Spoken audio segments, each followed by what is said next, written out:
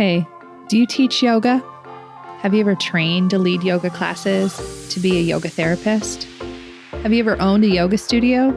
Maybe even just wondered what it was like for the women and men up there in front of the room on their mats, leading you through endless Surya Namaskars, down dogs, and pranayamas galore? Well, these are their stories, and mine.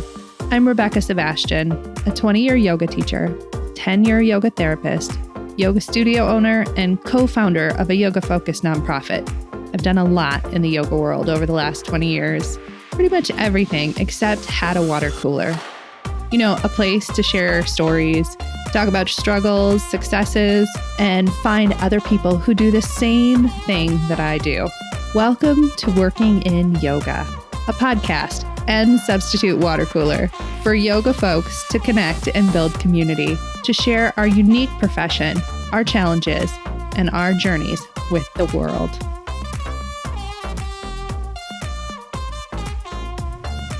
Hey friends, welcome to Working in Yoga. This week, I'm talking to you a couple weeks after New Year's, which is my favorite holiday.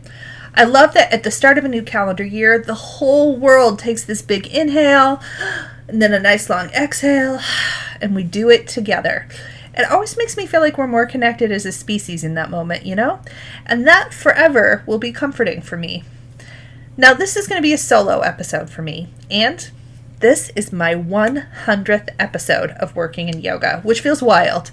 I started this podcast because I wanted to have somewhere to talk about all the yoga industry stuff that had been going on my brain for years before I started this podcast, when I was truly working in yoga.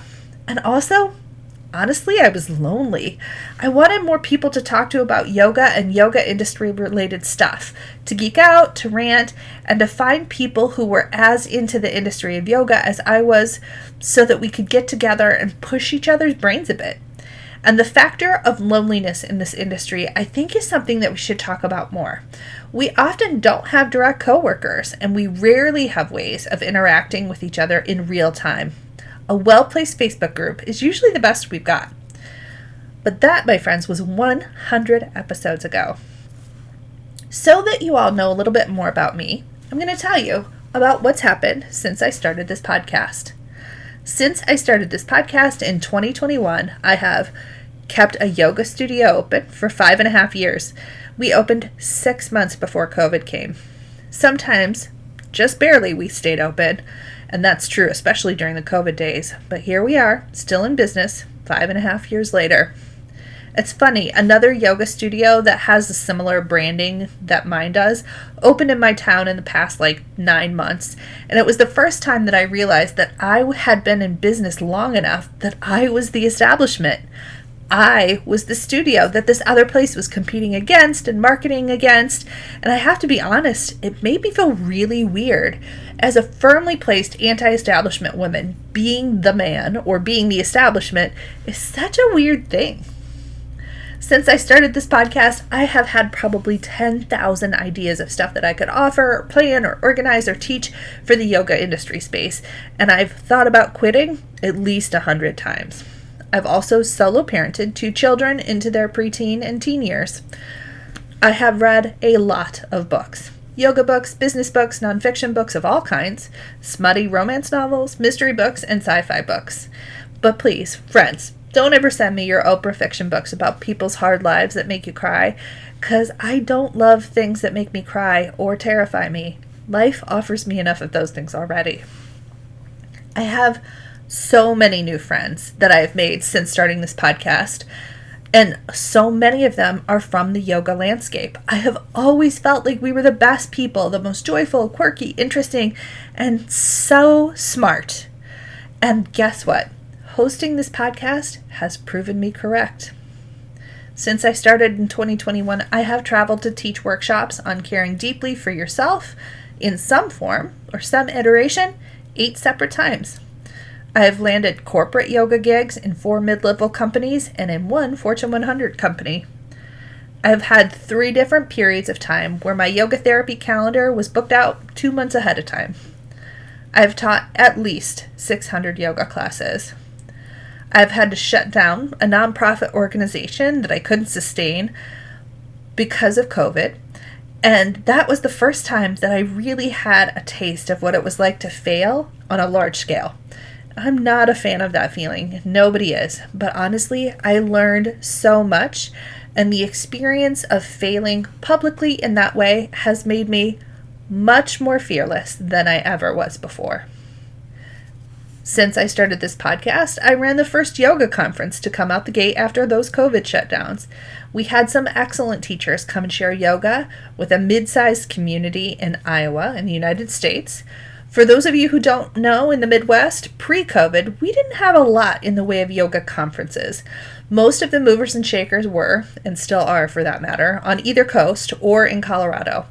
And I love that we're seeing Midwest festivals and conferences popping up more often. It's amazing to connect with people in my region.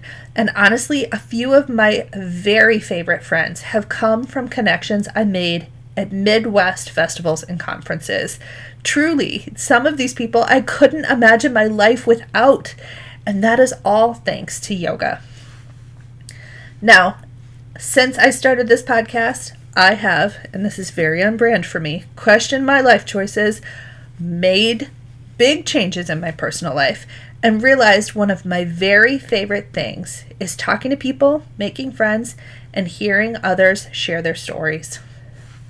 I have spent a lot of the last part of 2024 in the yoga online community space, specifically in a group that I co-founded online called The Future of Yoga Therapy. This Facebook group has been life-giving, and to read all the conversations and content that has been built around yoga's future, how we work, and the struggles that we face as an industry currently, and have faced for decades, really. But mostly, this episode, number 100, is about the idea of quitting. Now, I talk about quitting a lot, usually once a year. At the end of the year, I have a pause and I think, what would I do if I didn't have this job? So I told the story of something that happened in October this week on that very Facebook group, and we had the best discussion about it. Honestly, it was really exciting to hear people have similar experiences to mine. So the story goes like this. On one of those trips where I was traveling to teach workshop content, I got the opportunity to go by my friend's house and have dinner with her and her wife. The three of us sat around eating good food, drinking tea, and chatting about life the way people do when they're catching up in friendship. And the subject of what would you be doing if you weren't doing your job came up organically because I was talking about you all and about my wild landlord for my yoga studio, and they were talking about their work challenges as well. And so we had kind of said to each other, well, what would you do if you didn't do what your current job is? Now, for my good friend, she said that she would have been a potter. She loves pottery and dreams of putting a wheel in a kiln in her backyard so that she can create art. And her wife would love to be a bird watching guide, to take folks on walks through nature, spotting rare birds and spending some time in the quiet and joy of the outdoors. And then they both looked at me. The implied question being, what would you do if you weren't in yoga? Now, I have thought about quitting this job, which I often describe as ridiculous, probably 1,000 times, if not more. In November of last year, in fact, I had a hard lean into this idea that I was just going to close up shop and sell feet pics online. I even picked out a niche, and it was going to be feet pics at the library. But the one realization that hit me was that as I was taking that tour down, I'm getting out of this industry lane, that I'd just be talking about yoga at my other job. Imagine, for example, if I got hired as a manager of something, which is something I'm easily qualified for at this point. I could say to my staff members, have you thought about taking up meditation to help with your sleep problems? Or imagine I get hired as a salesperson. I am pretty charming in real life, but I understood the cliches, and I said something like, golly gee, Sandy, I understand you're hesitant about buying our products. But do you think that there is an aversion that you have towards spending money in general, even when it's something you need? Where do you feel that in your body? The truth is, no matter where I go, I'd just be talking about yoga. I'm probably using its wisdom for the forces of capitalism, which is definitely a misuse of my time and a disservice to yoga in general. So here I am, another year again, signing up for more yoga work. This year on the podcast, I'm sharing the rest of the series on our organizations and how making money as a yoga therapist can work. I have Lisa Pearson on the podcast, Amy Wheeler, Davy Jones, and Jeevana Heyman. I also want to talk a little bit this year about AI and how protected our jobs are from being taken over by tech. What are we good at? What can't be done without us? And what realistically can? My daughter got a very large Furby for Christmas this year. Do y'all remember those? They're still around in case you didn't know. And when she says to it, "Hey Furby, chill time," that stuffed toy guides her through deep breathing and affirmations.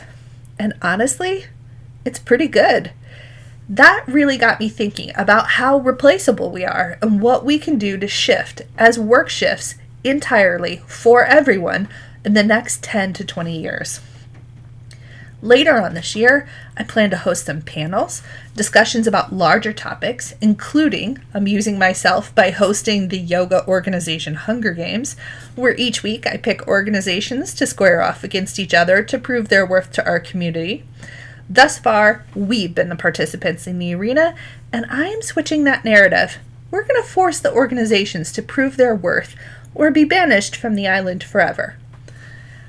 All this is leading up to a new project that I'm really excited to begin work on this year and to launch in September, and another in-person event where I'm partnering with one of my favorite new friends in the yoga space to bring together people in person to connect, learn, and lift each other up. But finally, in this episode, I just really want to say thank you. This podcast has given me so much joy to host, to produce, and to plan. I truly find it a very creative outlet, and I love connecting and talking to people. And I am under the such firm belief that yoga folks are some of the best out there. So thanks for being you, and thanks for making space for me to be me.